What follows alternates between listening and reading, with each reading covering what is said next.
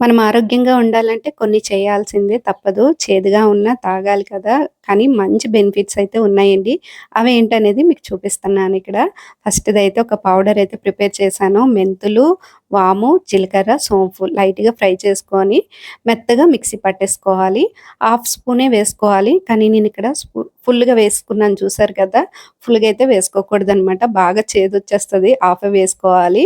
గోరువెచ్చని నీళ్ళైతే వేసుకొని మంచిగా కలిపేసుకొని తాగేయాలనమాట. పరగడుపున తీసుకోవాలండి మార్నింగ్. నేనైతే ఆ రోజే స్టార్ట్ చేశాను. మా ఆయనైతే 10 డేస్ నుంచి ఇది యూజ్ చేస్తున్నారనమాట. మంచి బెనిఫిట్స్ అయితే ఉన్నాయి. నేనైతే ఫుల్‌గా వేసుకున్నాను. చాలా చేదుగా అనిపించింది. మెంతులు వేసాం కదా! చాలా చేదుగా ఉందనమాట. హాఫే వేసుకోవాలి. Half spoon. ఇంకా అలాగా నేను వేస్ట్ చేయకుండా తాగేసాననమాట. కానీ మంచి బెనిఫిట్ అయితే ఉందండి. ఈ పౌడర్ వల్ల అయితే రోజు ఎర్లీ మార్నింగే పరగడుపున తీసుకుంటే చాలా మంచిదనమాట. మనకి పొట్టకి కూడా హాయిగా అనిపిస్తది. ఇంకా హాఫ్ అన్ అవర్ తర్వాత ఆమ్లా జ్యూస్ అయితే తీసుకుంటున్నాను.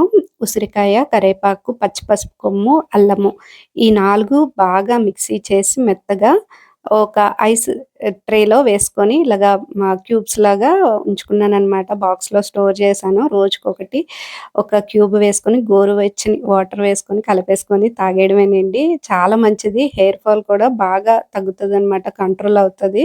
నేనైతే 10 డేస్ నుంచి ఇది యూజ్ చేస్తున్నాను. బావుంది. మంచి బెనిఫిట్స్ అనమాట. పుల్ల పుల్లగా అల్లము ఫ్లేవర్ గాని, పసుపు అవన్నీ తెలుస్తున్నాయి. ఇవన్నీ మంచివే కదా! ఈ 4 కూడా మెత్తగా మిక్సీ చేసుకోవాలి.